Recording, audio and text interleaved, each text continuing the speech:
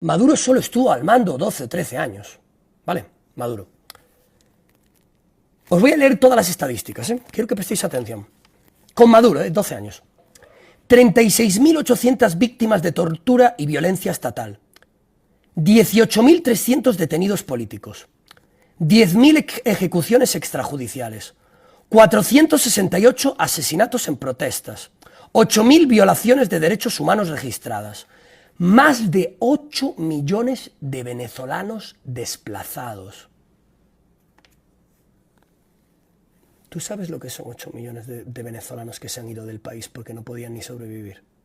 ¿Tú eres consciente de lo deteriorante que es eso para una sociedad? ¿Eso en qué lugar te deja como dirigente político? Cualquiera que defienda lo contrario tiene que ser muy mala persona. Tienes que ser un mal ser humano. Tienes que ser un desecho. Realmente mala persona, tío.